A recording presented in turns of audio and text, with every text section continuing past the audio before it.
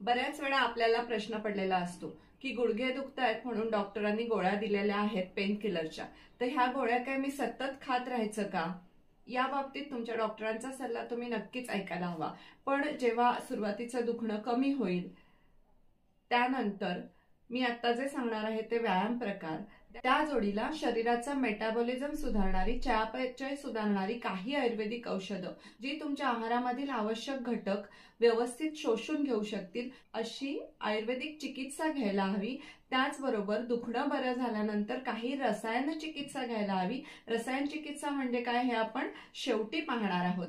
जर तुम्ही हे उपाय केले तर मी 100% सांगते की तुमची गुडघेदुखी कायमची बरी होईल। नमस्कार, मी डॉक्टर दीपाली घाडगे।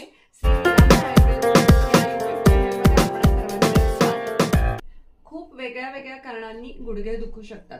वजन जास्त असेल तर, वयामुळे होणारी गुडघ्याची झीज, गुडघ्यातील वंगण कमी झालं असेल तर, लिगामेंट इंजुरी असेल तर, या सर्व कारणांनी होणाऱ्या गुडघेदुखीसाठी वेगवेगळ्या प्रकारचे व्यायाम आहेत। परंतु या ठिकाणी मी तुम्हाला काही कॉमन असे व्यायाम सांगणार आहे। गुडघ्याचे व्यायाम करताना लक्षात ठेवावे की एकदम जास्त ताण देणारे जसं की धावणे, जॉगिंग करणे असे व्यायाम करू नयेत।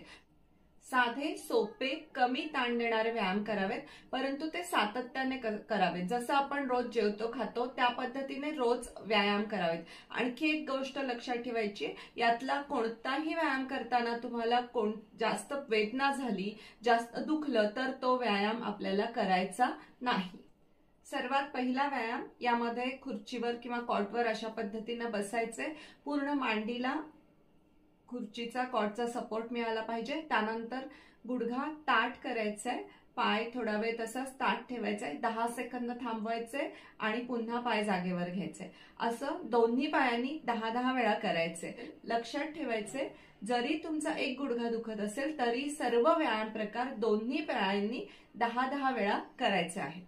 यानंतरचा जो व्यायाम आहे तो आपल्या तळव्यासाठी आहे। मी मागच्या एका व्हिडिओमध्ये सांगितलं होतं की उभं राहताना आपल्या पायावरती, पायाच्या सगळ्या भागांवरती व्यवस्थित भार पडेल, आपल्या शरीराचं वजन व्यवस्थित पायावरती पडेल अशा पद्धतीने उभं राहायचंय। बरोबर आपल्या पायाचा जो आर्च आहे, जी कमान आहे ती व्यवस्थित असली पाहिजे, यासाठी हा व्यायाम प्रकार आहे।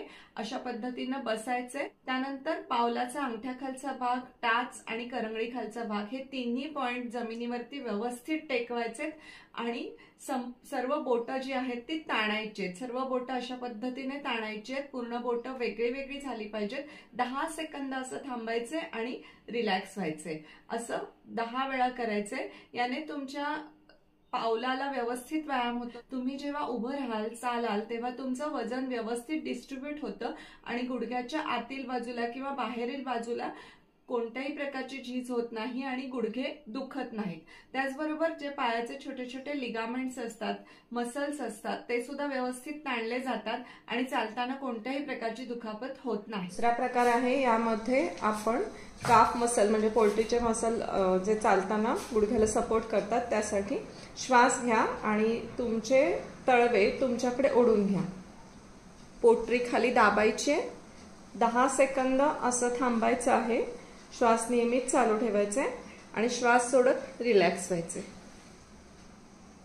पुन्हा एकदा तळवे तुमच्याकडे ओढून घ्या, 10 सेकंद थांबा, श्वास सोडत रिलॅक्स। तुम्हाला असं वाटेल की हे खूप साधे सोपे व्यायाम आहेत, पण हेच व्यायाम जर तुम्ही रेग्युलर केलेत, रोजच्या रोज व्यवस्थित केलेत, तर तुमच्या पायाच्या मसल्सची स्ट्रेंथ निश्चितच वाढेल आणि तुमची गुडघेदुखी कमी होईल। आता यानंतरचा चौथा जो व्यायाम प्रकार आहे तो आपल्या मांडीच्या पुढच्या मसल्ससाठी म्हणजे क्वाड्रिसेप्ससाठी आहे। ऍक्च्युली तुम्ही गुडघ्याचं दुखणं बरं करत असताना सांध्यांमध्ये किंवा हाडांमध्ये कोणताही फरक पडत नाही, परंतु त्याच्या आजूबाजूचे मसल्स जर स्ट्रॉंग केले तर निश्चितच आपल्या सांध्यांना बळकटी मिळते। आता लक्षपूर्वक पहा, आपल्याला फक्त मांडीच्या वरच्या मसल्सना आकुंचित करायचे। हे जे क्वाड्रिसेप्सचे मसल्स आहेत ते आकुंचन करायचे। अशा पद्धतीने 10 सेकंद थांबायचे आणि पुन्हा रिलॅक्स व्हायचे। फक्त या मसल्सची बारीकशी मूवमेंट आपल्याला करायची आहे। कोणत्याही प्रकारचा ताण आपल्या गुडघ्याच्या वाटीवर येऊ नये याची आपण दक्षता घ्यायची।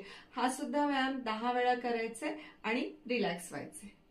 आपल्याला चालण्यासाठी पोटरीचे, मांड्यांचे आणि मांड्यांच्या वरचे म्हणजे ग्लुटियस मसल्स हे सर्व मसल्स उपयोगी पडतात.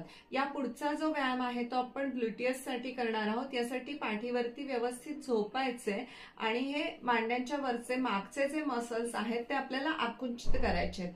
ते आकुंचित करायचे आणि 10 सेकंद तसंच थांबायचे, 10 सेकंदांनी रिलॅक्स व्हायचे. हा व्यायाम सुद्धा 10 वेळा करायचे. हे ग्लुटियस मसल्स खूप स्ट्रॉंग असल्यामुळे त्याच्यावरती जेव्हा आपण काम करतो तेव्हा आपल्या गुडघ्यावरचा ताण निश्चितच कमी होतो.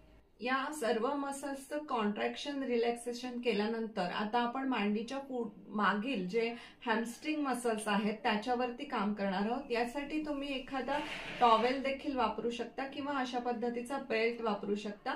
पाय पूर्ण ताठ करायचंय आणि तो सावकाश वरती घ्यायचाय. वरती घेतल्यावरती या स्थितीमध्ये 20 ते 30 सेकंद थांबायचे आणि त्यानंतर सावकाश पाय खाली घ्यायचे. तुमचे हॅमस्ट्रिंग मसल जर वीक असतील तर तुमच्या गुडघ्याला इजा होण्याची शक्यता असते. असं 2 ते 3 वेळा आपल्याला करायचे आणि त्याच्यानंतर रिलॅक्स व्हायचे.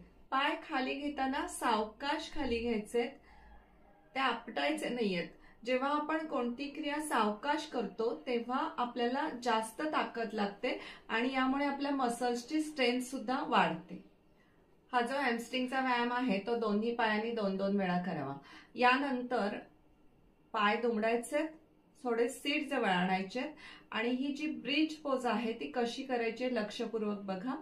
सुरुवातीला पाठीचा भाग जो आहे तो सरळ करायचा आहे आणि त्यानंतर ग्लुटियस कॉन्ट्रॅक्ट करायचे. ग्लुटियस कॉन्ट्रॅक्ट करून कंबर जी आहे ती वर उचलायची. या पोझिशनमध्ये 10 सेकंद स्थिर राहायचे. या पोझिशनमध्ये तुमचं शरीर जे आहे ते एका रेषेत असलं पाहिजे. हा व्यायाम करताना कंबर जास्त उचलायची नाहीये, अशा पद्धतीने जास्त पोट वर उचलायचं नाहीये. असं जर केलं तर तुमच्या मणक्यावरती ताण येऊन कंबर दुखू शकते. अशा पद्धतीने प्रत्येक वेळेला 10 सेकंद थांबायचे आणि सावकाश खाली यायचे. हा व्यायाम आपण 10 वेळा करायचा आहे. एका बाजूवर यायचे आणि थोडंसं पुढे झुकायचे. पुढे झुकल्यामुळे तुमच्या कमरेजवळ ग्लुटियस मसल्सचा व्यवस्थित व्यायाम होतो. आता गुडघा ताठ ठेवून पाय वरती उचलायचे. फार वरती उचलायचं नाहीये, एवढाच वरती उचलायचे. 10 सेकंद थांबायचे आणि सावकाश खाली यायचे. पाय वर उचलताना टाचेकडून वरती उचलायचे. 10 सेकंद थांबायचं, सावकाश खाली यायचं. असं 10 वेळा करायचं. दोन्ही बाजूनी हा व्यायाम आपल्याला करायचा आहे.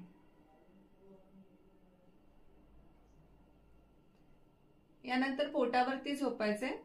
पोटाखाली उशी घ्यायची झोपताना. यामुळे तुमच्या मणक्यावरती ताण पडणार नाही आणि कंबर दुखणार नाही.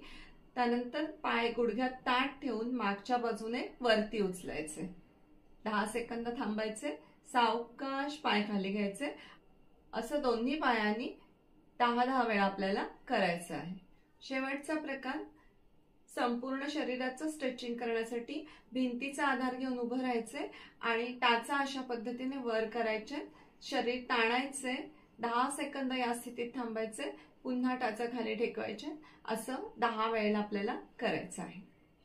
मी पुन्हा सांगते, हे सर्व व्यायाम प्रकार रोजच्या रोज व्यवस्थित करायचे आहेत. परंतु जर यातला कोणताही व्यायाम करताना तुम्हाला वेदना होत असतील, दुखत असतील तर तो व्यायाम करायचा नाही. आता रसायन चिकित्सा. रसायन चिकित्सा म्हणजे काय तर तारुण्य टिकवून ठेवणारी चिकित्सा किंवा त्या धातूचा जो धातू कमजोर झाला आहे तो मजबूत करण्यासाठी करण्यात येणारी औषधी चिकित्सा.